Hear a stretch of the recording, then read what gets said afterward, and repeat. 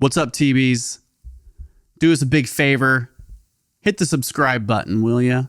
Not only does it help us feel that you care, but we know you're going to come back for more, which means we'll keep delivering amazing content, satisfying art, enjoyable commentary on life and happiness. Please subscribe. Hey, what's up, TBs? Make sure to hit this subscribe button when it pops up right there. Oh, God. Hit this subscribe button. Now- TBs, listen. TBs, subscribe. Now I have to edit the subscribe button on that side. Yeah. 3, 2, 1. 0. Subscribe! Subscribe.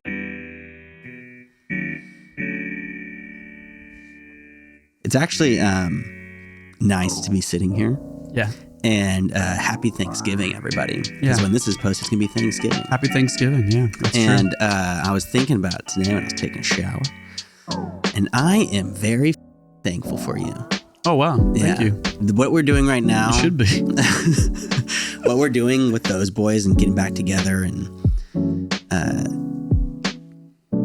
having such like a spiritual bonding, creating this thing, and then talking about our religious trauma and bonding in that way. Some things we've talked about we've never talked about together. It's just, man, when I was thinking, I was like, I couldn't be more thankful for those boys happening exactly when those boys happened, and also for my relationship with you. Oh, I'm man. incredibly thankful. Well, just cry real quick. That's very sweet. Thank Yeah. you very much. Let's move on. Yeah. No, that's I totally agree, man. I felt like we've both done a lot of work to get here, and so like I commend you on being open to working with me in the beginning and like sticking with me and all the hard work that you've done to, you know, and the hard work you're continuing to do. It shows, and I think a lot of people are starting to notice like a lot more than last week and the week before that. And that's like due to a lot of your hard work with the shorts, and you've been doing all of this since the beginning. And then I jumped in, and so I'm extremely thankful for you. I really appreciate you saying that. That's very sweet. It's weird. It's like hard for me to take compliments. Yeah. It's really hard for me to like sit here and not feel super uncomfortable, but I compliment all the time. But like you doing that, I'm like, I should probably compliment him next. Isn't that always the awkwardness of taking a compliment? It's hard, but Yeah. I feel like I should just say, yeah, man. I mean, I really appreciate you. And one of my really close friends, you know, saw the cast and knows our past and has been around a long time. And he just told me, he's like a private text just out of nowhere, just said, hey man, just wanted to say that it's a really amazing that you and Zach have been able to figure out your relationship to get to the point of where you can just be best friends and start a business and work this hard together. And we talk about that a lot. Like that's what we've said, that this is a like brotherly, like display of art. Like it's like a public display of art of two brothers building a relationship and talking about their family history and their pasts. And I think that like him texting me that hit one of our values, which our fifth value so far is brotherhood. And so him acknowledging that just made me feel like our value is being seen. And you saying thank you to me being that is like you seeing it and owning it here. And so, yeah, man, I feel that completely. I feel very connected with you. And at times I feel like we're completely missing each other's points of view or whatever, just like working together. But even that is becoming like insanely less. The more and more we do this, it's like almost easier. And I think that goes both ways. You've done a lot of work. I've done a lot of work, and we continue to keep practicing, and appreciate you, man. So I thank appreciate you. And we appreciate all of you. Thank you for being here today. Friday, episode 14. Episode 14, baby. Which is exciting. Still little babies over here. And if you, I don't know, who do you want to compare us to that has like thousands of episodes? Yeah, It's insane. there's some people that when they start, they do like three a week until like episode 100 or something like that. Do they have daytime jobs? No, no, they're normally like actors or comedians. Oh, because they have teams. Yeah, and then they have Yeah, full yeah. producers and full teams. You know what's doing funny everything is I for just them. saw there's like, oh my God, Dana Carvey was just on Theo Vaughn's podcast, and then there's like David Spade has been going, like was on someone's podcast, and I like looked and they have like a few podcasts going on with like, you know, they have like 3 different ones that they do, and you're like, damn, that must be a lot of work, and you're like, nah, not if you just roll up with like a cup of coffee, Yeah, dude. sit down, talk for an hour, get up, leave. Think if there was a whole team we could pay to do everything in the background, and all we had to do is show up, and that's it. We could do 3 a week. But do you want to do that? No. Don't you want to have complete control? Yes. Don't you love the fact that one of the things I love is that we know everything that we do, we know. So we take full responsibility of whatever happens. There's nobody else being held accountable besides us when it comes to everything from editing to the content. I know. And It's actually terrifying. but that's what I think you and I, we love that shit. Yeah. That's what it was for Blouse. And we need to diverse more, man. And that's what we're working on. But like so much of what this is so that you and I could build something together where we didn't, like that's what we did with Blouse. Yeah. And then, you know, like we do get pretty damn lucky with the relationships we build with people. So I look forward to, But we are putting a lot of work into this podcast. We do everything as of now. We still are doing everything. Yeah. And we've made it to episode 14, dude. it's fun. And I'm starting to have fun. it's crazy because we're not going to stop anytime soon. Which when I look, every time I think about that it's like, oh, that's right. We're going to get to that episode. Oh, that's right. Like, because we can't stop now. We just keep going. Right. It's like, oh, there's so much more work. Yeah. There's so much more work. So much more work. Oh my God. You have no idea how, this is you right now. You have no idea how much work it is to do a video cast. Like everyone's doing podcasts. Video casts are way more work. Top to bottom, those boys, top to bottom, they do everything. Wait, now you're talking in the third person. They do, we do. We're playing Speed, not doing Speed. We're playing Speed tonight. Yes. Because it is a night cast. It's about 7:00 on a, Friday night. And this is going to be intense. Trouble was last week. Yeah, we should probably go camping because this is going to get intense.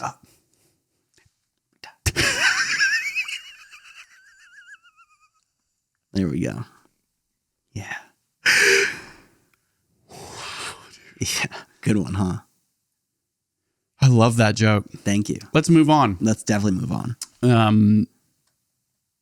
This cast, we're going to go back to a couple casts ago. We dove into a individual that I found on the religious trauma Reddit thread. Episode forum. 12, we went over this. Episode 12, yeah.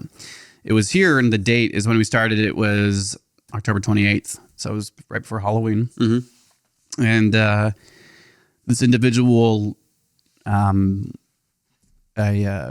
probably be reaching out to them or just sending them a message that we're, like using them as an outline, or just like whatever they wrote as an outline, which is, as we've read through this, it's pretty, generic, I think, into how much we relate to it, which I would imagine other people would be able to relate to it.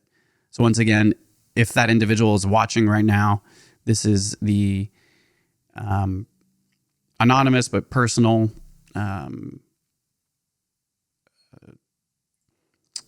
I don't know, what do you want to call it? Like a vulnerable expression of their religious trauma. Well, they're posting to Reddit on a forum expressing what they list out as their trauma from religion, which we state in episode 12 as well. Okay, yeah. We're re-going over all that. Right. But I mean, we only hit that first point when we started it, and there's about 7 more we want to hit. Right. And we just also want to give whoever this anonymous person is the respect of. Yeah, we want to say thank you. Yeah. Happy Thanksgiving to you and your family, wife, kids, whoever you are, whoever you have out there. Yeah, you're married to a wonderful woman, and you moved across the United States. Mm-hmm. And so congratulations. That's amazing. And happy Thanksgiving to you. But you want to get at it? Sure. All right. So We did talk about maybe how we talked about the end times before. That's what we. Yeah. So the first thing we focused on was the anonymous person posted, "Dad obsessed with the end times. Used to freak me out. Used to freak me the fuck out by talking about how the end was extremely close. All the prophecy was unfolding." And we related a lot to that. Yeah, we dug deep. But then the next one he says is, "Mom obsessed with witchcraft. I wasn't allowed to watch Harry Potter or anything where witches weren't portrayed as evil. I was wearing a Fleetwood Mac t-shirt when I was 19, and she says to me, 'How can you wear that witchcraft?'" The interesting thing about this one to me is I instantly relate to it. Mainly because they say Harry Potter. Yeah. Okay, that Harry Potter. Like, Yeah. like growing up, it was like, can I read Harry Potter? No. But what's funny is I am remembering, though, that Natalie did read Harry Potter because Grandma and Grandpa bought it for her. Yeah. And I was too young, but Natalie loved those books, but we never read them. And I wanted to read them, but they said it just was like subconsciously known, like witches are bad, whatever. So they bought me the triple, like $75 3-book series, Lord of the Rings. And then we went and saw that at the theaters, and I got so scared. I made you sleep with me for like a week. When you first saw Lord of the Rings? From the Orcs. Yeah. And I loved those books, but those books were like way more violent, wizards and whatever and stuff. But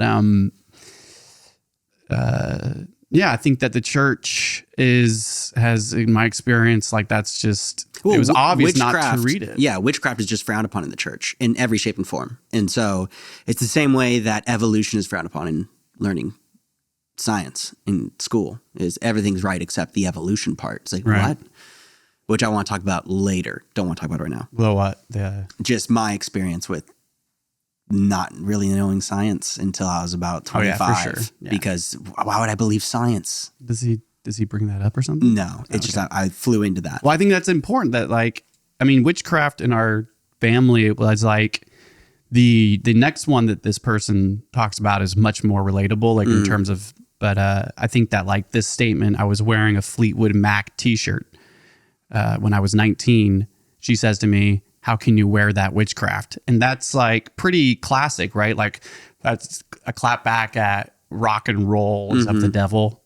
And like that was that era, like these parents. Well, we weren't allowed to, and this doesn't just go for us as a family. All the families that we went to church with in the Calvary Chapel realm there, we weren't allowed to listen to anything that was secular music. It was only Christian radio and Christian music. And the few bands that were secular were like Skillet and 1,000-Foot Crutch. 1,000-Foot Crutch. And you would go to these Christian festivals in Vacaville or whatever, and it was always Christian music, Christian things. Nothing was of the world, and witchcraft is definitely of the world. Of the world. And be in the world, but not of the world. Be in the world, but not of the world. That's what you're always told. Which is the world was like witchcraft. It was like, I don't want, the world's scary, man. It's a dark place out there. And it's like, it took me a while to learn that the world is beautiful and safe for the most part. I think that anyways, that's another thing. But we could talk, we're going to keep going. So let's just go to the next one. Absolutely. Read the next one for us. So they say, both parents obsessed with demons, teaching me that they could appear to me if I wasn't close with God, which was fucking terrifying. How does that relate to you? Well, this idea of demons and like spiritual warfare, okay? This idea of spiritual warfare. I don't think that I ever had a time where I wasn't imagining right now, like around us, there were angels and demons having war. And I remember having conversation with people in the church, leaders, youth pastors, and that was kind of encouraged. Like that was like, I don't know, like I just did not think that way. And so I never really was scared of demons. Like my fear, I was really scared of Dracula. Like, I don't know, like, cause Hollywood is full of were you ever like, demon afraid, possession movies. Demon possession. Were you ever afraid of people being possessed? So I had been taken, a young kid. I'd gone had seen things, you know, like people in like that. And I was like having, you know, people in church or individuals that were so-and-so possessed with demons. And then like the pastors would pray over them. Then they'd be like relieved of their demons. Yeah. And so like demons, I don't know, like whenever I would see somebody seizing or something and it was like you were told, oh, the demons are getting to them. You're like, you know, I'd never really like thought it was demons in this person. It was more of like, people are crazy. You know, like there's this individual who's in this church right now in the pew who's like, and you're like, I could see how people might think that's like a demon, when in reality, someone just did a lot of PCP. Meth. Yeah, meth and PCP. And they came in for 45 years. Yeah. And they just got clean 20 or 2 years ago. And now they're really into Jesus and really into Christianity, and they hallucinate sometimes. That's kind of a common thing that was happening. I mean, that's a great, like, what would you call that? Speculation. You're speculating. Who really knows? But what I was taught sitting next to whoever it was in the church and the way people respond, put their hands and oil on them and hold them down and pray. And I've seen that like so many times as a kid, was like something really weird happening, a traumatic experience. And everyone's like freaking out. And then all of a sudden a pastor comes over and he's like, and you're like, what the Star Wars? He's got the Force. And like, so I was young, man. It's just like, I don't know, like talk about things meshing together, like science fiction and the church and demons and Hollywood. Like, so when I watch demon possession films today, it does not scare me at all. But I am really easily scared from scary movies. I love to watch them, never watch them though. Because I love that feeling, but I really get scared. Yes. And what happens is I go into bed and I can ruminate on whatever that's freaked out of me. And some people like that. And for me, I feel like that's my curse potentially from all of the demon shit. Hey, all around you is spiritual warfare. So when I would get scared as a kid and I would think about these films, I'd be like, it's fake. But I know there's real shit around me. Yeah. So what's really... Well, it's kind of impossible to forget that. That's the thing, is it's drilled into your brain to believe there's a spiritual warfare, whether you want to say you believe it or not.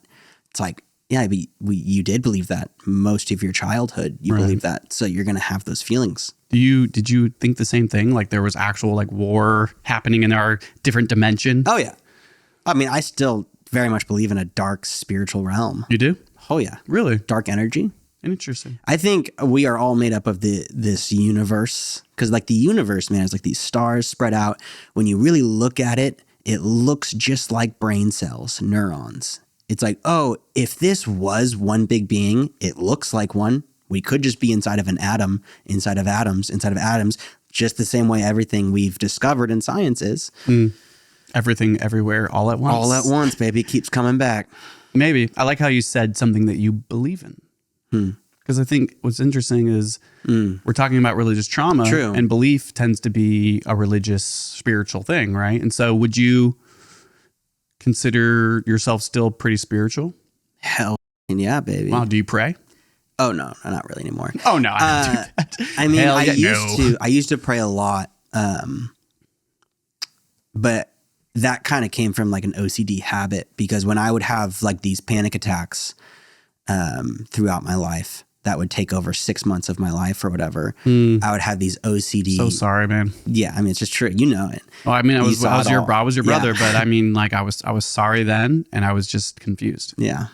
And But I would get these OCD thoughts, and I would either sing a worship song until I fell asleep or died or whatever. I couldn't stop or died forcing what I thought was Jesus out or in, so that I could keep the whatever it is out. Does that make sense in a way? But so what I was going at is I would pray 24/7. But hold on, no, let's. You said that you would, like, this OCD thing of prayer was that you would pray. Tell me if I'm wrong. I mean, mere communication with you here is you just said that you would pray all the time, almost like because prayer was a way to keep the bad spirits out. Just I would feel guilty for everything. All my thoughts, I'd feel so guilty for every thought I had all the time. Because if it wasn't of God, it was bad. And so I'd pray. Don't stop praying. Thank you, Lord. Thank you, Lord. I'm so sorry for this. Thank you, Lord. Thank you, Lord. In the back of my head all the time. Never stopped until legit around like 21, 22, where I was like, I'm exhausted of praying. I gotta stop praying in my head. And then cause I was like, what am I praying for anymore? And then, it wasn't until like 27 where I'm like, I'm just gonna stop praying all around. Because prayer to me now is just like asking the universe for something, like putting those vibrations out into the universe is praying. You can pray in so many different ways. Exactly. Yeah. So well, like I can pray through my music, honestly. And like, I can also pray. Worship. Like meditation is prayer. Sure. Prayer, like I think the definition of prayer is a way to have communication with God, right? Like you and I are communicating with each other, but we can't like directly communicate with, like as a Christian, it was like, I always had that question. Like I would ask Dad all the time, like, what do you mean by God's voice? Do you hear God's voice? And I never got angry. If you listen hard enough though. It was like, if you listen hard enough. And it was like, what do you mean? My ears? Like, can we just talk more literally? Like, am I supposed to hear this? And it was like hard for it to be explained. But I think prayer is supposed to be the most real attempt at communicating with this higher power. And do you think that your relationship with prayer, which sounds like it was to you an OCD, somewhat obsessive, but like it was the same thing for me. I have tics. I'm a very ticky person. Same thing with me. I have never been diagnosed, but I'm pretty sure I have Tourette's, some sort of Tourette's. I swear, dude, I'm playing with my teeth 24/7. For anybody that's watching this that has Tourette's, he probably doesn't have Tourette's, but if you want to go see a doctor and get diagnosed. How about this? For sure, dude. I've been trying to get diagnosed from doctors all the time. Everything costs money. I don't have health insurance. Fucking, I live in California. Why don't you have health insurance? I make too much money now. You heard it here. This is what we call an illegal situation. It's illegal to not have health insurance. Not anymore. Really? Yeah. Oh. They reversed that. Want to know why? Because health insurance is too expensive. I can't afford health insurance. And you know what? What's health insurance, man? Oh, pay $500 a month and then go pay again when you go to the hospital a lot of money. Right. But instead of it being $50,000, it's only going to be $2,000. It's like, cool, I'm not going to pay for any of that. I'd rather die. Yeah. Like I can't pay for my health. Okay, so you don't have health insurance, and what you just said there is very real, but your health really matters, and it's still the only system. What I wanted to state is there's this interview with Billie Eilish, who does have Tourette's and tics, as she calls them, where she always says, you don't see them, but I'm always doing something. And if I'm not doing that, then I'm doing visual tics. And she has like the ones where it's like she ticks, where I don't, but I am always doing something. Oh, yeah. And it's normally with my lips. It used to be this. I used to always play with my lips, and mom and dad used to get really mad, but I get blisters on my lips because I wouldn't stop. And then it turned into I'll just do it inside my mouth. I'll play with my teeth. But then it cuts out the top of my tooth, and then it goes to that one through my teeth. Like I'm always doing a tick. And so I have this OCD tick brain. So when I say like, oh, I would pray. It's like I would pray. That's me personally. And that's my brain. But that is still how this religion affected me. It still gave so much ammunition to need to fix myself with Jesus and to fix myself with consistent prayer.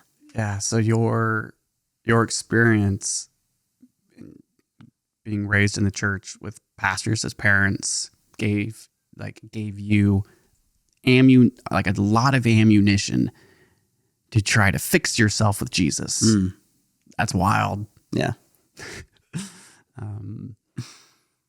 Yeah, we are different. I mean, I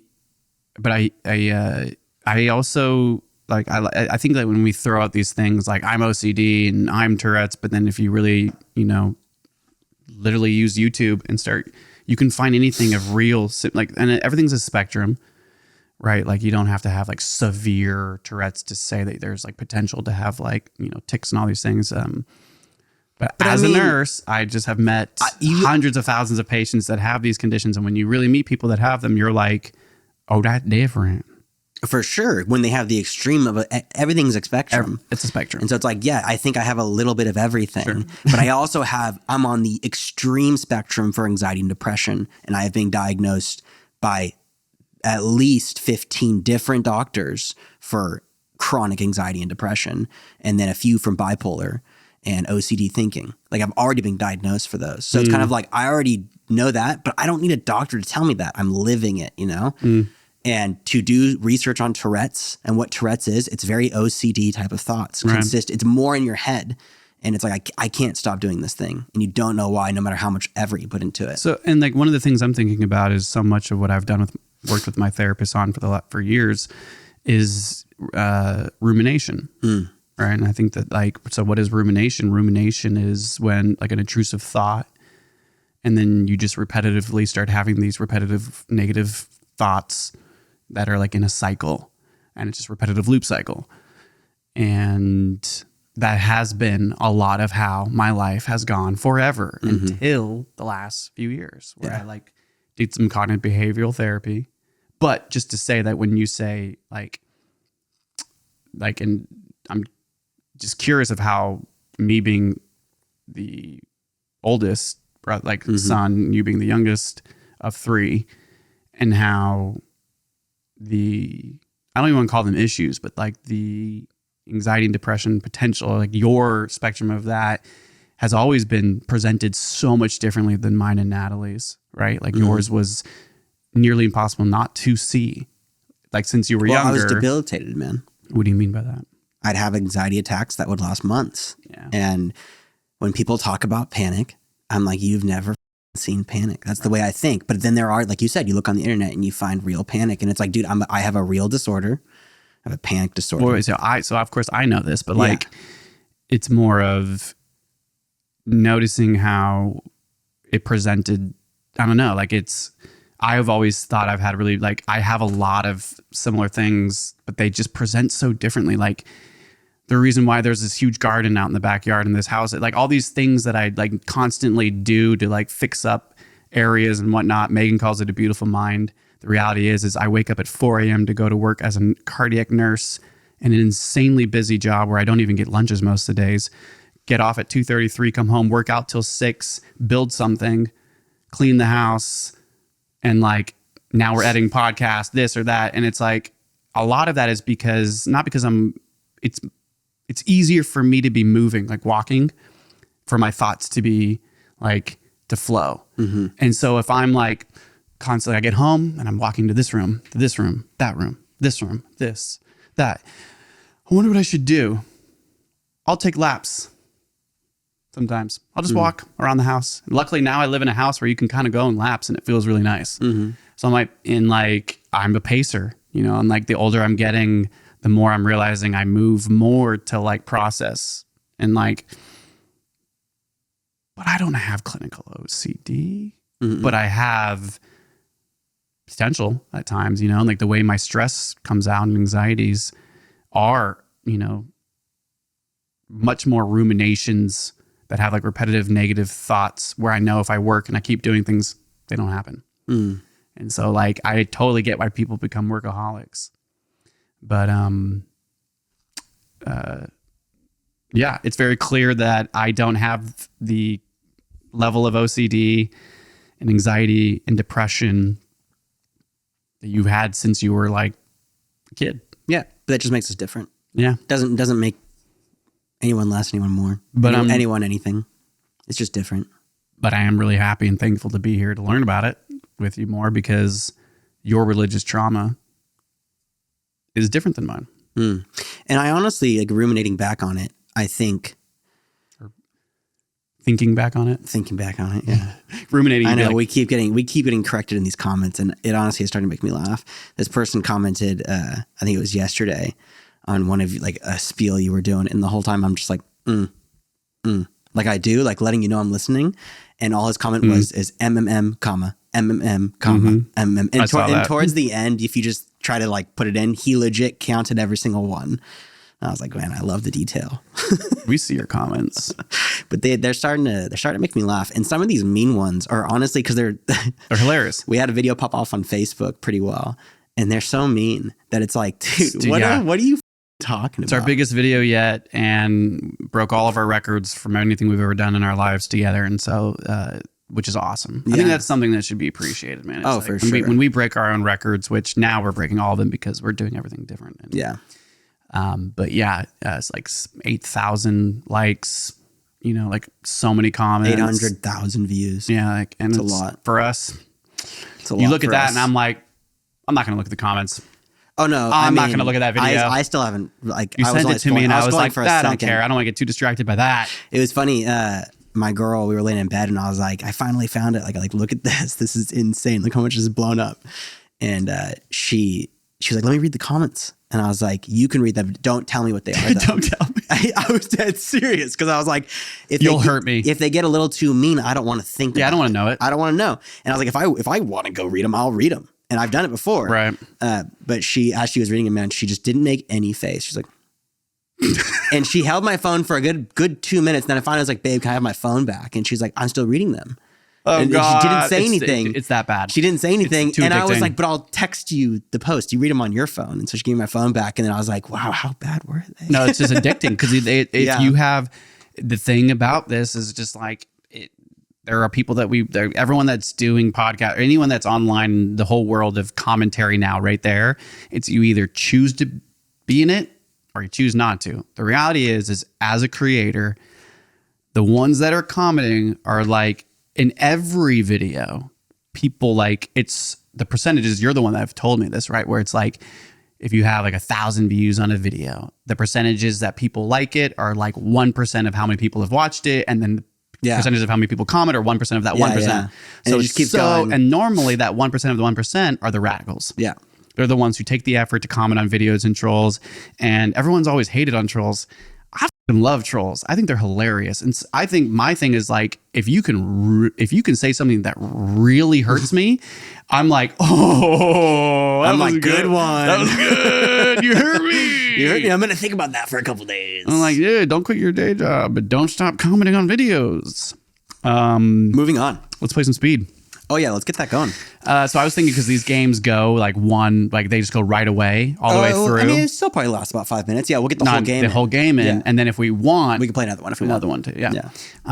But after I beat you, I don't think you're gonna want to play again. Here at Those Boys, we are playing a new game every single cast, whether it's boards, cards, marbles, balls, whatever you want it to be, pulling things out that fall like Kerplunk. We're going to play that someday. We played Trouble last week. Let's go over to the game cam. Game cam. All of the music that you hear on the game cam right now while we play are tracks that I'm writing. Did you shuffle? Tracks that I'm writing. Did you shuffle? Did you hear what I'm saying? I'm starting to share new Nene shit, and all my beats are going to be during the game sessions. I saw that in the last one. Yeah. Nice. So, moving on. You're so much closer.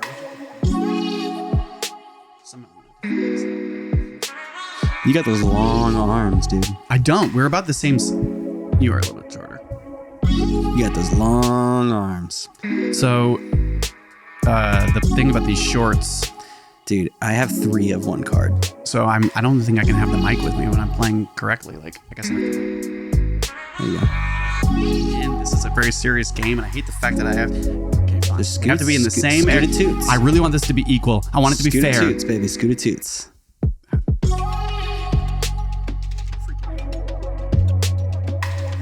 You're going down.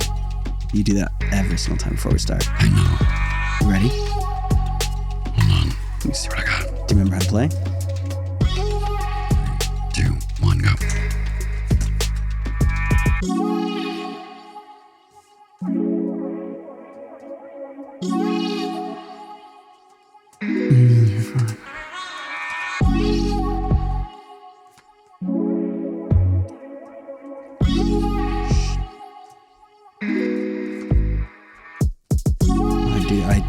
I got so screwed at the start of this. I only had 3 of the same.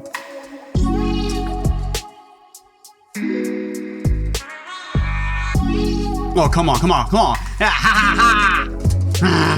No. All right. Yeah. That queen, that king there. Here we go. Nathan's coming out to pay.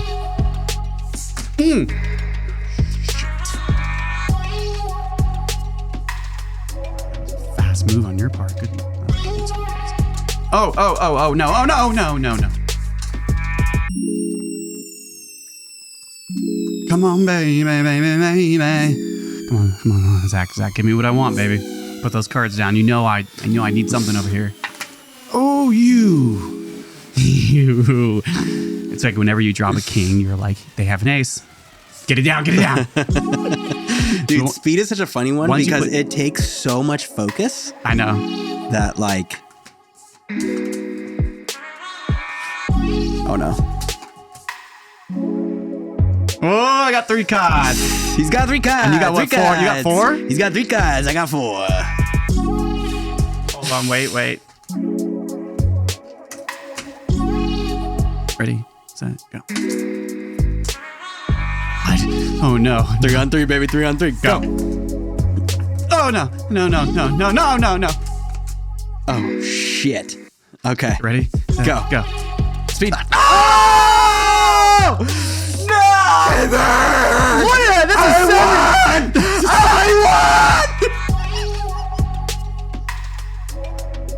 won! Oh, I'm so sorry for everybody back home who just turned off the cast. Come back. Do not listen to him. He's just an energetic winner. He's very Really? competitive. Because on episode 11, remember what you did? I have no memory of that. Plus, that's not on film. You're right. We forgot to record. I've never done that. Prove it. Okay. Look at this right here on the game cam. If you're seeing this live right here, Make 7, sure 8. It's not live, but it's 7, 8, and 6. That was crazy. Slow motion, it would be like. All right, that was good. That was a great game. Actually, perfect time too. That was fast. That's what they call it, speed. I can't believe you just beat me. I just beat you. We got my puppers here. Oh, Maya, come say hi. Come say hi. Did you make it up? No? You're shaking. In the past, when Zach's brought his beautiful dog Maya over, she's gotten my dog Atmore pretty riled up, and then they chase my cat Obi around the house. Atmore and Obi are best friends, and then Maya comes over. Maya's like the cousin in Exactly. riles Atmore up. Yeah, she's the cousin that's like, looks at Obi and goes, "What up?" Yeah. I know we're not supposed to say that, but she's like kind of mean like that. Yeah. You know, she's like, "What up, little person?" She's not mean. definitely gets She's people. a lover bug. She also is addicted to cat poop, and so when she's here, she just really loves to eat that the cat poop. Hurts her tum-tums. Also, the podcast studio is also in the corner of my garage, which is partly the Peloton gym with the treadmill and bike, and then my drum set, and then there's the dance studio for Zach's girl Alex and my girl Megan, which they were here the other night. Alex was showing Megan the new dance because Megan's back in the team for the season. Yeah, it's exciting. And she's also like, did the warm up, and so Alex came over and taught her the new dance, which is awesome. And I was on the Peloton riding while they were doing it. and I was like, what life. The whole time I was like, we made it. I was like, oh, we made it. Okay. I was like, every time I was like, ha, we made it. Ha. Oh yeah, I made it, baby. Oh snap it. It's like hot girls just sweating and doing heels. In your garage. In my garage. Yeah. While I'm working out on a bike. On your Peloton. And I look to the left and there's the podcast studio. And I'm like, we made it.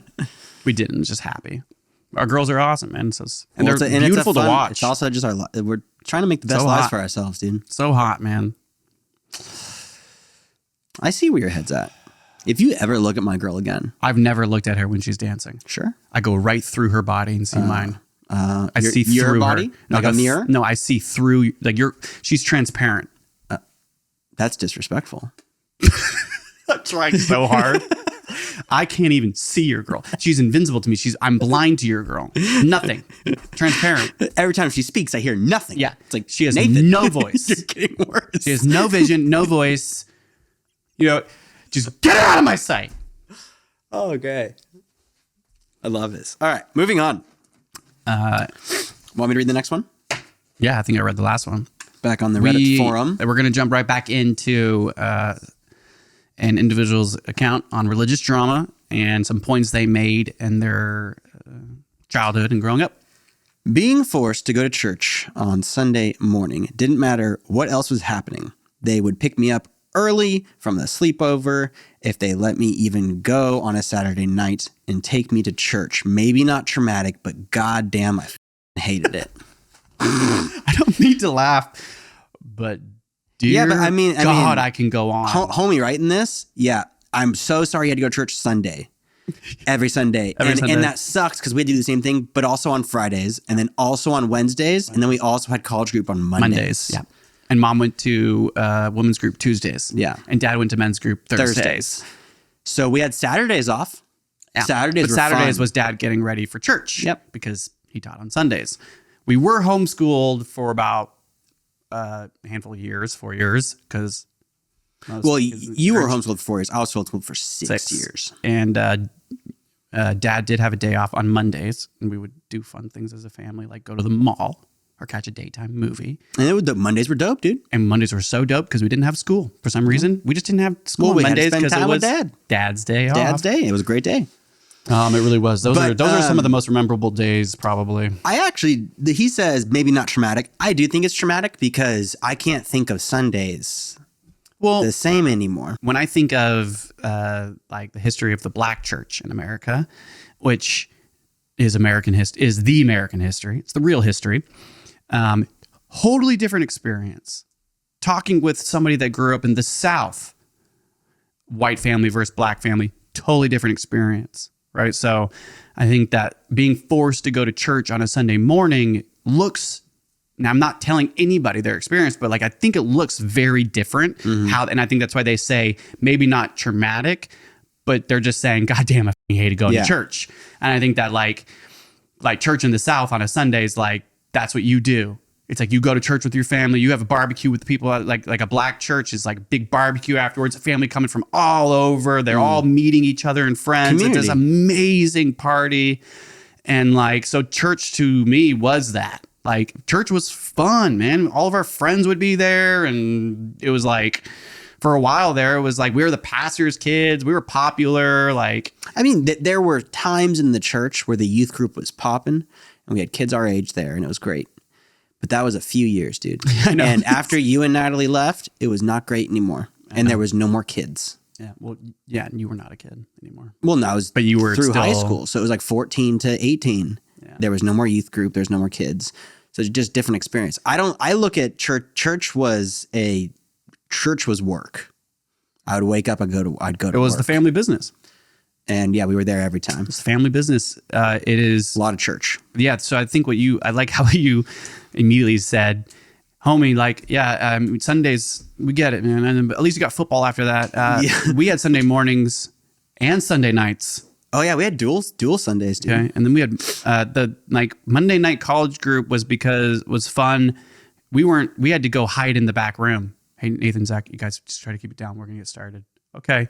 And then me and Zach had freaking the funnest times. We'd play video games, we'd watch movies, and we couldn't leave the room. So like for us, we were lucky. Natalie was like really good on her own. She was extremely independent, and so she would just always have her door closed in her room, doing whatever she was doing.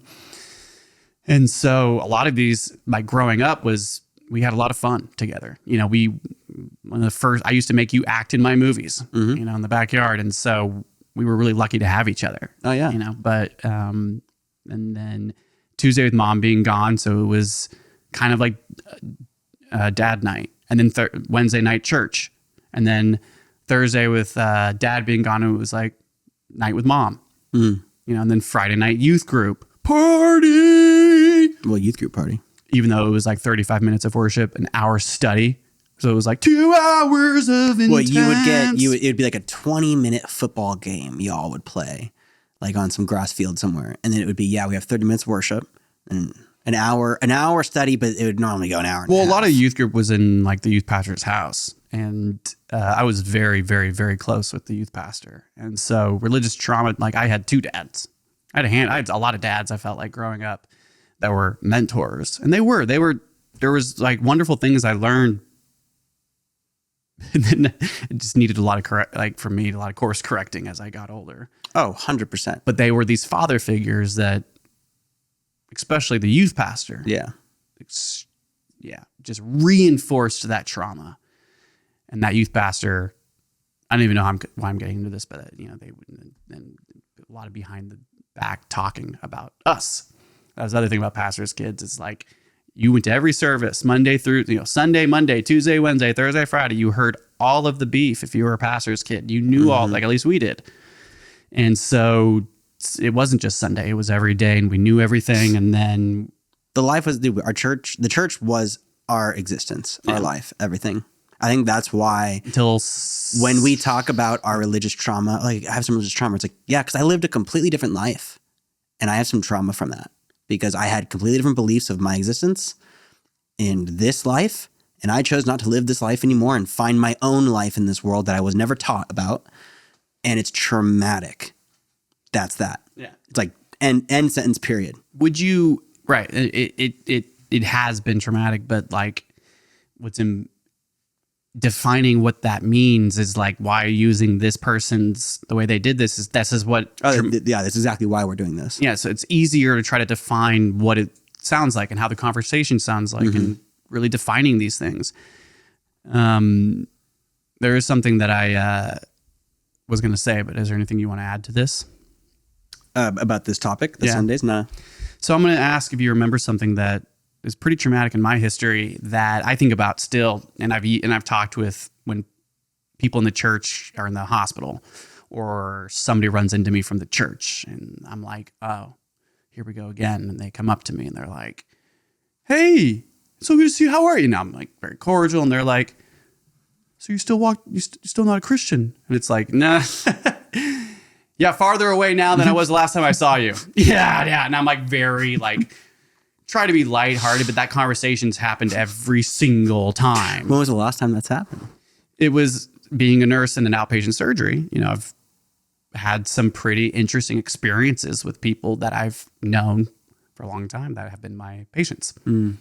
That you'd be surprised that even in their state of being like right before heart surgery, they're like, just really hoping you make the right decision. And I'm like, okay. It's like, are you crazy? You're just going to tell your nurse who's like looking down at you that they're wrong? Like that's how deep. And like, to me, I'm like, this is weird. This would make a great Netflix TV show or something. But isn't it interesting, man, how followers of the faith can so strongly believe it that even after you walked away so long, they'll be in the hospital, they see you, and their first thought is, are you following Jesus yet? Oh, I've heard 10 years ago that you walked away. Did you your mistake? Or did you redo everything again and come back to us? It's like, wow, there's so much more to this world. There's so much more to this world. Yeah. So much more to this world. It's all I can think is like, wow, you're so lost and confused. I love you. I like what you said. There's so much more in this world. It's like there's like the tip of a needle, the pinprick of a needle is what this shit is. Yeah. And then you take the needle and you're like, and you're holding it and you're like, oh, it's just a needle. This is just a needle. Like it hurts. And it's just, right. That's like how this feels. Like your OCD, all of it, going to church every day. It was like a needle. Yeah. It's not that big, but it's pinpointed, it's focused, and there's like, you can't not deny it. Yeah. And it's been poked in me 70,000 times. Yeah. We make it sound like so like whatever. We're not trying to make it anything. Analogies are fun to me. I think I like analogies. But what I was getting at, Bible's written we just had analogies. A whole ADHD moment right there. Yeah. We're trying to get better at it. I'm trying not to edit too much out because I want us to be able to have these conversations and keep them as raw. No. I'm just going to make a real quick a point. Yeah. Is because this is like something that is on being forced to go to church. When I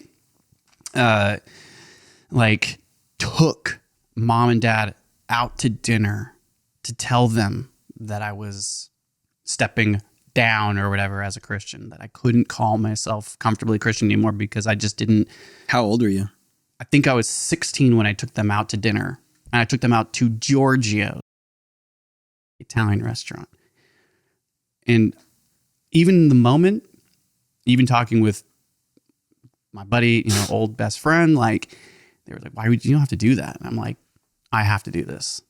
Like, and I don't know if that's part of how the trauma looked or why, like it's intense to take your parents out to tell them. It's also part of your personality. just a huge part of my personality. But I also just was crushed that I walked away from the faith because I knew how much it would hurt them and how confusing it would be. So it was like, the best way I can do this is like, I'm going to take them out to dinner and tell them. And I did that. And it was like very honest and very real. And they didn't get mad. It was just like, they knew it, like things were hostile at times and a lot of arguing and whatnot, and had gotten caught for smoking weed, and which is of the devil.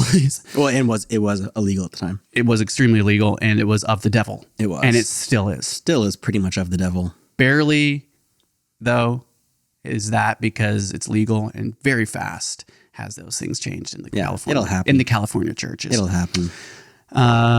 Which, you know what? I can't wait for psychedelics to become legal so that we can start incorporating those into spirituality too. I know. And let me just finish this because I don't want to forget it. That basically what I'm getting at is, I forgot what I was even saying there. Damn it. But sorry. That, no, it's not your fault. We do this. We're just getting better. I'm trying to finish. I always get sidetracked and start talking. Anyways, I took them out to dinner. They knew I wasn't, they could feel it. It was a dinner, but everything changed after that. And I was a lot more honest about how I didn't want to go to church. So it was like, I don't want to go to church. I'll go to Sundays, but I'm not going to youth group anymore. Mm-hmm. Like I told them, I'm not going to go to youth group anymore.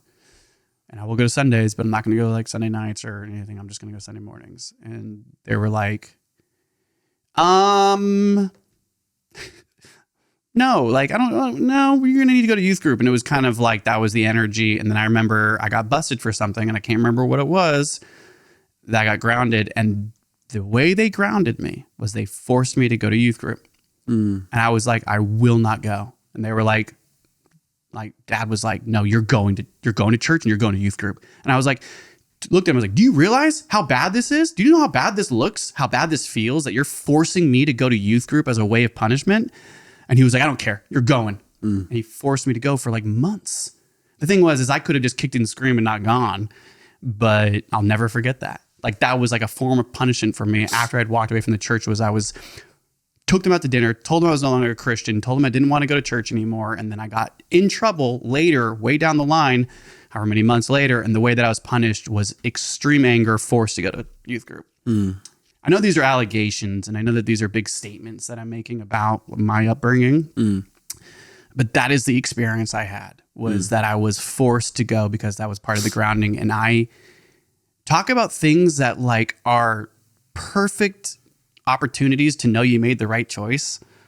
I was so angry, right? Like I just didn't know how to deal with that. Like, how this is so against my choice. I'm such an anger. Like this is, you're crazy. But like I tried, I don't know. Like I still respected them and I listened to them. And that was the punishment. I was like forced to go to church. Well, and you were 16. You're still not an adult. But when I would sit in that youth group, I was like, oh, I am so not a Christian anymore. Like that really helped reinforce my anger towards the church. Like it was just like not good. It was not a good way of dealing with it. I mean, we were in church, like we've already stated, most days of the week we were doing church stuff. And so as a kid, when you wanted to do kids stuff, if it got in the way of the church stuff, it made you start to not want to do the church stuff. That's just kind of how it works. And we were never really given the ability to not do the church stuff, no matter the case. And that is slightly traumatic and it makes you not want to do the church stuff. What do you think though? Like using, absolutely. Cause I'm thinking like we could talk about like skateboarding. It was like your release and like, yeah, mom and dad took my skateboard, but we don't gotta get into this. No. That's because the thing is because now I'm already starting to get triggered about what I was traumatized by mom and dad then. But I think that it's good for us to, that's where we're talking with Megan and like, is that there's a huge distinction or difference between parental trauma and religious trauma. Yeah. But for us, there was a mixing of traumas because the way, like that's my perfect example is there's parental trauma, like you're grounded. I'm angry and you're going to be grounded. You know, it's like parental trauma, whatever. And then it's like, you have to go to church, religious trauma. Humans have an interesting way of becoming very loyal to something they believe in. This religion that we talk about, Christianity, especially the one we know as Calvary Chapel Christianity in California, is powerful in the way that it can take someone at 17 years old change their whole mindset on their existence for the rest of their life to the point where they will never deny it. We're talking about a powerful religion. You're talking about like the We're people talking that about are a powerful TED religion talkers. that our parents will never stop believing this religion. And Well, maybe we don't know that, and we don't necessarily want any of that, nor No. But we don't know what people do or what they're going to choose to do. For sure. We have said, and I'm just going to say this because you said this to me, and I totally relate. It would be scary as if they left. Yeah, I wouldn't know who they are anymore. Because this is why we're doing this, because we're trying to have the conversation about how traumatic our experience in saying the I call it like the imprint was of church on our lives. Yeah. And how close that was to our parents and how much those bled in. Mm-hmm. But like, it would be weird if all of a sudden they were like, we're done. That would be We're weird. Democrats and we're done. We're Democrats. I'd be like, no, you're not. You go back to that church and you vote Republican and you keep preaching, boy. Yeah. All right, let's move on. We're Sure. just flying. I did want to read this because of the point you just made, because I think it's powerful and I want to say it real quick. Ready? The psychological coercion of the church convinces people they are sinful and then offers them the service of spiritual redemption, but one that is temporary because they'll have to come back if they want to maintain it. Like it's the capitalistic functioning of religion. How the church keeps the lights and their pastors paid is convincing people they have a problem and then offering them a solution that requires continual attendance and tithing.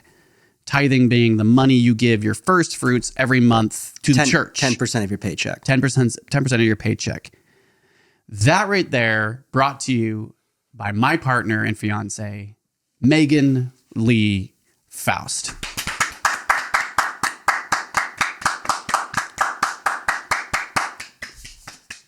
Beautifully done. Insanely written. powerful way. She watched episode 12 and then sent us a spew of text of encouraging words, but also a lot of analytics and things to work on. Yeah.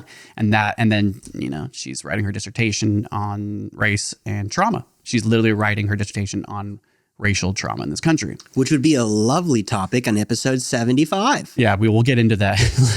We'll get into that maybe when her dissertation's done. Yeah. Or maybe when she's like getting more into the writing of it. But All right, back to the facts. do you have the time of where we're at? Yeah. Coming close to an hour. Cool. So I'll read the next one. Sure.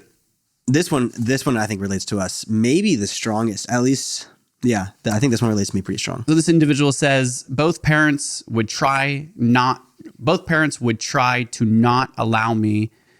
It's interesting because I like their music. Both parents tried not to allow me to listen to certain bands because they were satanic. Yep. I don't know if that was said perfectly, but whatever. You weren't allowed. Parents you weren't weren't allowed- allowed to listen to to satanic music and any music that isn't What Christian. exactly? Okay, Any so music that isn't Christian music is satanic? is satanic. Satanic. Satanic. And there were some bands that wouldn't. They'd obviously be singing about girls, like Reliant K, but they would say we're a Christian band, so your parents would believe they're singing about Jesus. Okay, what's the number one band you're thinking about right now that was a Christian band that fell off once they were mega famous? Wait a second. That fell off what? Christianity? They just were no longer, they went, remember the church even was like, yeah, they're no longer Christian. They went secular. Isn't it Skillet? No. Um. It starts with an S. Okay. Oh. Wait. If you know the band, go ahead and put it in the comments. Because I imagine the short that you're watching right now, we're going to cut it and you're not going to hear it. Ha ha. It's Damn it. Da-na-na, No. I know. It's not. It starts with an S. Yeah. It's an S. Yeah. I saw them at I saw men's them retreat, too. at a men's Christian retreat. They did a worship session before they were famous. Dude, I haven't listened to them in so long. I'm not gonna- Switchfoot. Oh, We man, were I meant died. to live for so much more. We lost ourselves. Or how about Welcome to the Planet? That's a great song, man. They were a great band. And that was also in A Walk to Remember. I dare you to move. No, it's I dare you to move. I dare you to move. I dare you to wish yourself up. Why did it all? I know, because I'm trying to sing like. Why did all like Calvary Chapel worship leaders like, no. It was like before Post Malone was famous. It was the Phil Wickham, dude. Yeah. It was also that time in music too. Very popular way to sing. Which, cheesy now, it's hard to listen to that stuff, but we got real lucky with some great sounding, like open room art our whole lives of just awesome musicians and singers. And it was just constantly like, well, that's kind of why we're musical, is because of, you think so? we were involved in the worship team. We had very musical parents. Exact parents. So much of, I know what we're talking about is parent stuff, but it's really related to the church. And yeah, I think it's like Dad bought me my first drum set, the Cajon. He like found this, he saw this band, Jars of Clay. Jars of Clay was another Christian band, a great band. They would play on trash cans. Love that shit. And they had some weird box on the stage called a Cajon. He bought me it. How do you relate to this though? You weren't allowed to listen to some bands. Yeah, sorry. So do you remember growing up and not being allowed to listen to music you wanted to listen to? Yeah. Duh. Yeah. But I was allowed to listen to certain secular music. Like what? Remember the CDs that we would order in packs of 10? The one that had like 10 different bands on one CD. It'd be like 10 CDs in a box, and you'd open it, it'd be like 10 boxes. Oh. And you could choose them in magazines or whatever, and you'd be able to choose which ones, and we would send them off, and like I would get like 10 CDs or 5 CDs. And that was crazy fun. That was so exciting. And yeah, they're all Christian bands, Thousand Foot Crutch, Skillet, all the bands we were like into. And was Evanescence Christian? No. For some reason, Evanescence, I don't know when, maybe I was a little bit older by then, but like country. They allowed me to get certain country artists. Oh yeah, you did get into some country. Well, I got into it because Shania Twain fan too, baby. So here, you want to know the truth? I do want to know the truth. So the reason why I got those CDs is because they weren't Christian. And I wanted to listen to something that wasn't Christian. So I got Kenny Chesney and Brad Paisley. And one of the songs that I would sing, and Mom would sing it with me, and she would laugh, was When the sun goes down, we'll be grooving. We be grooving. We be getting groovy. We be getting, that's what you would say. And Mom would go, getting groovy. And it was like, I kind of did that knowing, did you just fart? No, it's the chair here. It's funny. Don't do that, man. It's distracting. Like I would know that. I would be like, first off, this isn't a Christian artist. He's singing about sex. This doesn't make sense. I didn't know. You were younger. I was younger. But I did. You did. And so evil brother. Yeah, music was satanic, but I loved music, man. I don't look back on that as being bad. I do, because I was secretly listening to, when I became friends with my closest homies, like when I hit high school or like middle school, 7th grade, 8th grade, things started to really change. I was such an innocent kid in junior high. I got worked in junior high. I got worked by the world, right? And we all got worked in junior high, baby. Junior high is a tough time. But I went in after like middle school. I didn't know any. I was a 7th grader and a 6th, 7th, and 8th. I was the new kid. They were like, "What? Where are you from?" And I was like, "Sonoma County." They're like, "Where you been?" I was like, "Homeschool." They're like, "Loser." I was like, I'm getting that y'all don't like the homeschoolers. Yeah. I don't know what to do here. How do I be a person? And then because we were such nice young boys, I would have to get into that. Never mind. I don't know where you're going with that, but no, I was gonna say everyone always thought, like at least for me, everyone thought I was gay for a really long time. Yeah, no, I was shamed. I was called gay all of high school. My hair would get ruined. I'd be called the F word, FAG word, and that's a little bit different. And I don't know what type of trauma. That's just like talk about trauma, that's just man. trauma. Talk Middle school, dude. Trauma. That's just school trauma. Everyone's got that trauma.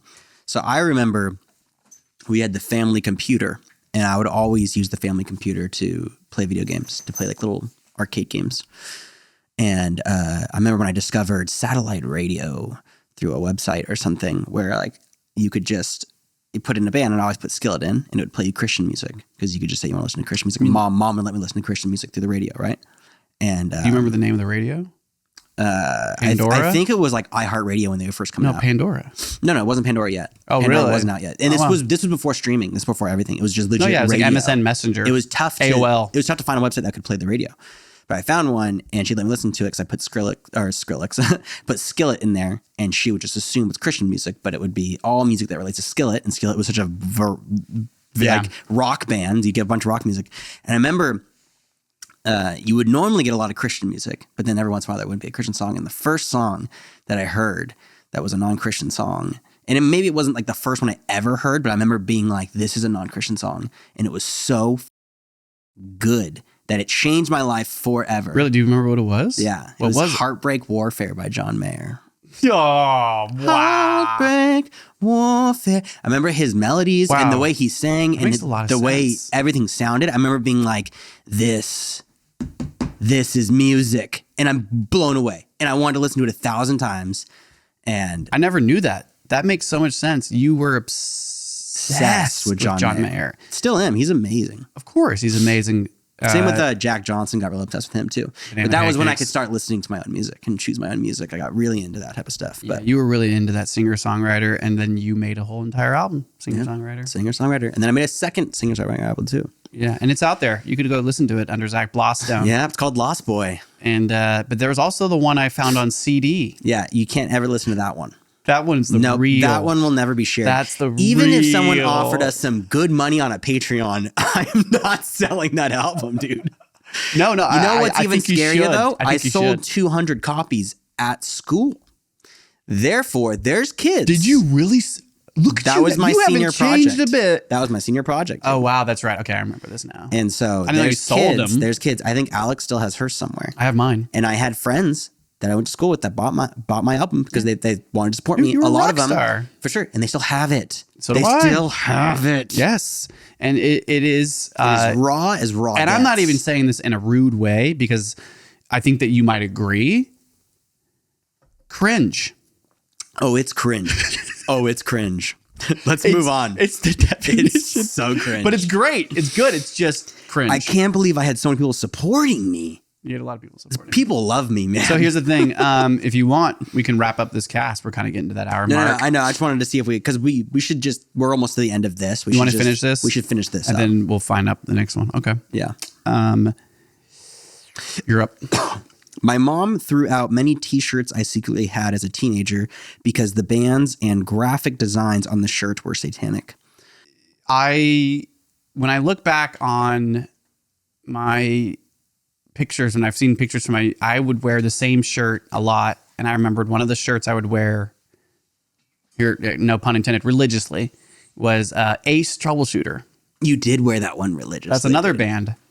That was my most favorite band. Whatever happened to Ace Troubleshooter? I mean, it's like Five Iron Frenzy, and like But Five Iron, they kept going. Yeah, Ace they played Troubleshooter, they had like played an their album and that shows. was it, right? I can't remember, man. But Ace Troubleshooter, it was like that weird little thing, and the words on the middle, and I wore that till it was holes in it, and then like mom was like, "You have to stop wearing that," and I'm like, "It's my favorite shirt." Come on, Mom. Come on, Mom. So when I think of my clothes, I'm like, I didn't really get into fashion, like real fashion, until probably. I was obsessed with the way my hair would like. I had to do my hair every day and all me that, too. but I didn't really get into like fashion until probably junior year of high school, and then even then, it was probably junior year of high school was when I was like You really started turning up my to get style. into like the teared jeans and stuff. That all came from the church. Eighth grade, and not from youth group. I learned that pastors. from summer camps. Yeah. Kids from other churches that That's weren't from fashion. California. That's fashion though. The first time I ever wore my first pair of girl jeans. And you're like, well, you wore girls' pants? And I'm like, well, back when I was younger, you couldn't wear tight jeans for guys. They didn't make them. There weren't skinny jeans yet. Nope. So I thought skinny jeans were amazing, and I only saw them on girls, and I was like, I think that's awesome. I met these two guys at this camp that were clearly what was called Metro back then. And He's just Metro. I thought they were so cool, and they like took me under their wing, and I just like made really good friends with them. And I was like, yo, where do you guys get your pants? And they were like, in the girls section. I was like, what? Mm-hmm. And they were like, yeah, we go shopping in the girls section. This is the only place you can find tight jeans, man. And I was like, don't be afraid, man. Just go do you want to try a pair on? And I was like, really? And they're like, yeah. So they gave me a pair of like these guys at the camp gave me a pair of girl jeans. And here I am taking them back to like my little dorm area. And I tried them on and I'm like, damn, dude, these are Dude, look how sick. sick these are. But dude, straight up, when tight jeans came around, they were sick. And I still wear tight jeans. Well, I'm wearing the tightest jeans I've ever owned right now. Because everyone looks best in tight jeans. Look at this. I'm going to be able to show you all of my jeans. Look how tight that is. Holy tits, those are tight. Look at that. Yeah. They look comfy though, nice and stretchy. They are. These are my Levi biker jeans, commuter jeans. They stretch. They're antibacterial. Not anymore because they're years old. But yeah, so not really into. I mean, can't really relate too much to satanic dress wear. So much of what we're trying to talk about is not making our parents sound bad at all. They were freaking awesome, man. Mom and dad were amazing. They were super cool. They were fun. They were funny, artistic, creative, singer-songwriters. They were loved by so many people. Loved by everybody. They loved everybody. They took in everybody. We were just their kids. And so we have our own experience. But they did not throw shit away. They did not steal from us. They did snoop into everything. You couldn't keep anything secret. And so like that shit, like, but that's parents, whatever. But like, yeah, they didn't throw anything out. I wasn't really too like, I mean, I would wear a scarf to school and the scarf would get twisted around my neck really tight. And this kid would look at me and be like, gay. Yeah. And I'd be like, it's not. It's a scarf. Yeah. This is thing. People wear these things. Yeah. And like a girl would walk by like, it's okay. I think it's cute. And I'd be I like, think it's cute. You're so hot. Yeah. I'll marry you right now. You're so hot. Wife forever. Oh my God. He was so mean and you're so hot. And am I gay? I'm not gay. Yep. And then someone ruins my hair. What's up, Wolverine? Holding the Bible. That was only freshman year. Seventh grade for me. Oh, yeah. 7th grade, 8th grade. 8th grade was a lot better, but 7th grade was rough. Yeah. My best friend was my English teacher. I had lunch with her every day.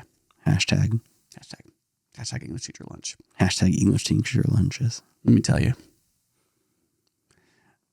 I was her snack. Okay, let's move on. Dangerous. Dangerous, yeah. Let's not get into that territory. Nothing happened. Relax. She was an amazing person. You want to read this taught me how last to one? write. Want to read this last one? We can end this.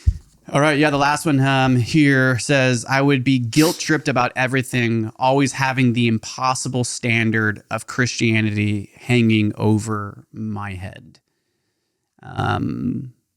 Guilt is something that I think is going to come up. You've said it constantly, like a lot, right? And guilt, I say a lot. It's part of how we were like the church works. It's how a lot of religion works, I think. Western religion and other things. And so when I think of my childhood, when I think of the church, when I think of youth pastors and whatnot, and the way you described it earlier about prayer and the guilt that you would feel if you didn't do something, so you would pray about it and this or that, and you pray and guilt this or that, or you'd see a girl and you'd think something bad and guilt, and you'd pray like, I'm sorry for thinking that, I'm sorry to you in your head, and you'd like guilt, and it's almost hard to like talk about it so easily because I feel like I was dealing and still deal with guilt to this day on a level that is so traumatic, like not extremely traumatic anymore, but like just in my relationship with Megan has been in therapy, figuring out how to feel less guilty, but then like extreme, like and guilt relating to jealousy and all these other things. And so I don't even know how else to say that, like the amount of guilt that I felt was extremely screwy, man. Like I was a guilt-ridden person. There's just, in Christianity, especially being raised in it, and a child, there's a lot you're not supposed to do. And you're told to not do a lot of things. And so when you do those things, which could even be a thought, it's pretty guilt-ridden because you're told not to. And the book, the Bible, really lays out what you're not supposed to do, who you're not supposed to be, how you're not supposed to think. And as humans, when you're told not to think a certain way or do a certain thing, it's pretty much impossible not to do it, or at least think about it. So you feel guilty, man. You feel guilty for being human. And we said it earlier in this podcast, be in the world, but not of the world. That was taught to us so extremely consistently at how many different youth pastors and people have told you that. Be in the world, not of the world. All right, keep going. You know, it's like, that is a crazy sentence. We are human and we are in this world and we are of this world. You're telling me not to be human. And it's like, humans have faults. You're telling me not to have faults. You're telling me to be perfect.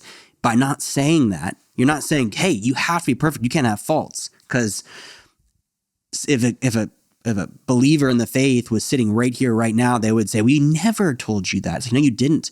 But you did tell me to be in this world and not of this world. And that's impossible. And so I have to pray every second because everything I do is not of this world. Or it is of this world. And you're telling me I can't be. Wow. That's well said. It's a lot of guilt. A lot of guilt in Christianity, man. Yeah. And you said that very well, like, because they said the impossible standard of Christianity hanging over my head. And I think you described the impossible standard of Christianity. Yeah. That to be in the world but not of the world is saying to deny your humanity. Yeah. And that is the impossible standard of Christianity. Very well said. 100%. Yeah, I think that, thank you to the individual that wrote this, and we're going to be reaching out to you if I can find. We'll at least send a message. We'll post on the religious trauma forum. We'll try to find this post again. No, yeah, for sure. And we're going to reach out, comment on it, and then we'll try to message the person. And that's a lot of what we're, I think, learning how we want to do this and connect with people, and because we know our experience is unique as pastors' kids, but there's a lot of pastors' kids out there, and there's a lot of and I would love to hear some different religions. I'd love to hear some trauma from some different religions. Yeah, I would also love to hear more like individuals' experience growing up in the Black church. Like, you know, in like versus, because I think that's just so much of what I'm reading is just completely different. Completely different. I can only imagine. It's just not the same. It's just nothing is the same. I feel like it. I that's such a definite thing to say. Never say never, right? But like, it's kind of shocking to me how different the Black church is from the white church in this country. And I'm upset that we didn't grow up in a Black church. I'm serious, because I just think that it's just different. And I say that like half-assed, like, what does that even mean when I say that? I just think that when you learn how different the church was in a culture, that there's a lot of the Christian church that, I don't know, there's just a lot of like, how am I trying to say this? That like,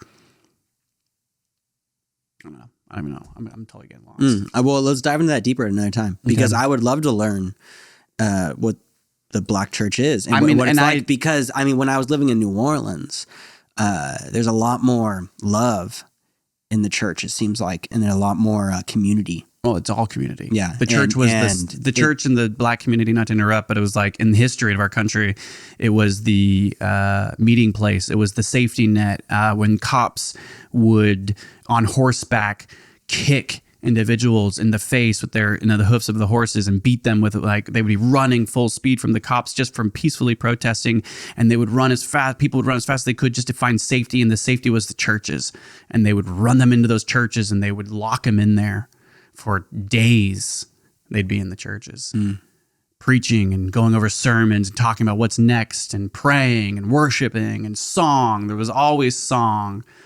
But churches were a place to gather, and the families would come from miles all over. And the meeting every Sunday was a place to meet. That was the only time that you saw anybody else, because you were completely kept from any other communities, right? And so, like, it was like a sanctuary. It truly was salvation. It was a place of unity, respect, and relatability.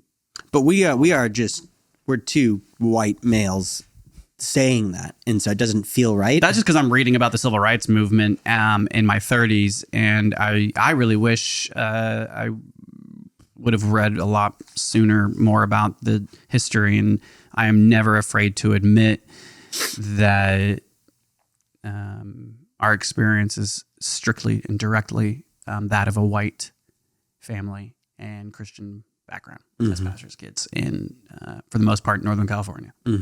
And that is well known the more I read. And one of the things John Lewis would say is know your place in history. And if you don't, learn it. And I was like, that's a really beautiful way of like saying, don't be ignorant. Awareness is key. Like ignorance is deadly. What's your place in history? So you know your place. When people are like, white male is this or that, it's like, what's a white male's place in history? Like right now and all of history. It's pretty much the same. All the board, across the board. Things haven't changed much, so. True. Anyways, I know we're getting a little lost. This person says real quick, I guess that pretty much covers it. I wish I hadn't grown up in that environment. As an adult, I feel like I have this innocence or oh my God, I feel bad. I can't read that. About the world that would, an innocence about the world that would be so prominent had I grown up without religion. Naiveness. Sorry. They were very naive about the world. I think my parents' only focus was to prepare me to be a good Christian, not to prepare me for harsh realities of the world. I was taught how to develop and foster humility, but never confidence. Thanks for reading. If you have any resources about coping with a religious upbringing, please share them. I relate very much. And I actually have a bunch of resources that I found on that same forum. And I'm going to go ahead and do this. Can I clip that somehow and zoom in on it and leave it up? Sure, go for it. You can do whatever you want. They're right there. Pause that. Nice. There you go. You got them. I want to comment on this. I consistently think that. I wonder who I would have been if this. I wonder who I would have been if I wasn't raised this way. And that thought is so meaningless when you think about being human in existence and reality and dealing with your issues and growing up and becoming an adult and living. What do you mean it's meaningless? Because it doesn't change who you are today. There is no Zach Blaustone without everything I've already lived. You can't change whether there's multiple realities or not, whether there's multiple universes. This is our universe, and our religious trauma and our upbringing and our parents and our churches that we were involved in and everyone that affected us was meant to happen. At least I believe that. And to wish otherwise is taking you out of the present. Mm-hmm. And I would say to deal with your religious trauma is to stay present and to remember that you are you're not in it anymore, and you can grow out of it now, and you can be better than the trauma that was enforced upon you. Mm. You don't have to raise your kids that way. You don't have to do this way. You don't have to do that this way. And yeah, you're going to have that trauma, but we all have trauma. We all have issues, and religious trauma is really intense. Yeah. But be in the present and live. I mean, that's the way I think about it, because in all honesty, I think I would be 100% different person without this religion. And the more I'm growing and the more I'm getting older, I'm starting to see the person I am versus the person that this religion made me to be. Mm. And I think that's interesting to wish that was sooner. It's like, oh, I do wish it was sooner, but I also learned a lot about myself and about what I don't want to be and who I don't want to be by going through what we went through and all these experiences. So I think everything happens for a reason is what I'm trying to get at. And this person's about our age, and it's taken me about this long to accept all of that. So it's not an easy thing to state, but it's like, I'm happy for the upbringing that I had, and I'm happy for all the experiences I had, because it's making me a very certain individual, and it's making me a very confident individual for who's going to be the future Zach Blaustone. Yeah.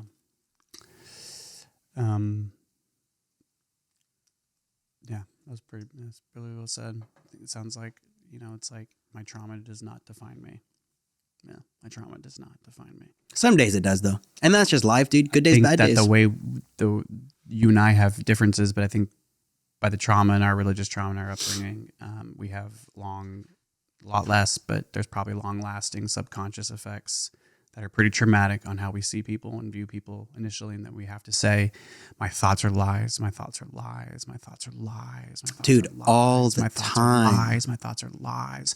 And I have practiced so hard, keep practicing, right? Keep practicing, and therapy has helped me tremendously.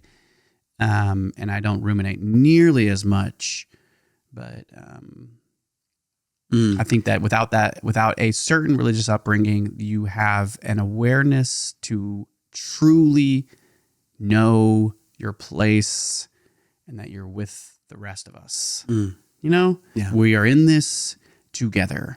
Religion looks like Iran right now. That shit is. We are so lucky to have religious trauma in Northern California. Isn't it beautiful compared to them? Isn't it beautiful to watch these people stand up?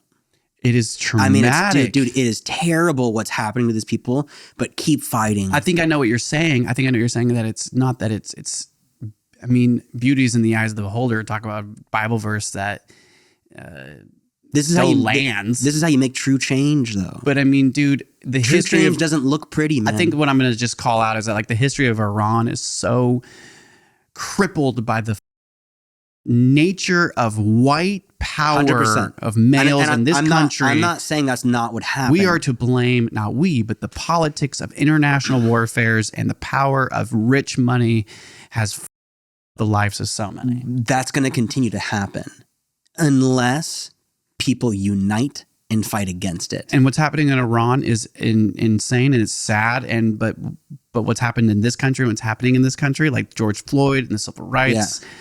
Oh, dude, it's just so intense. What our country did. Like, it makes what me, our country continues to do. When I read about what our country has been through, but like what the civil rights movements was, and all of these people you never know about and ever hear about, the salt of the earth people, you know, the individuals that went out there in those streets and got murdered by cops left and right, hung by the posses that are the KKK, you know, of literally in the 60s, right? And so, like, not that long ago, and it's talk about January 6th, it's all connected. And so goddamn, we're lucky, but that doesn't mean that our trauma doesn't matter, and that's why we're talking about it. But I would just love to be able to talk with so many people someday, and I know we are.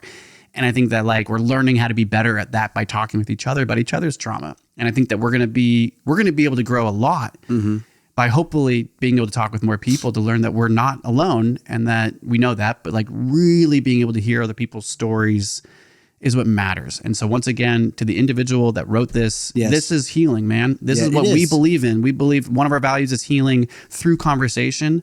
And so we appreciate you vulnerably sharing something, whether it was anonymous or not. We appreciate you and thank you. Happy Thanksgiving to everybody. Yep.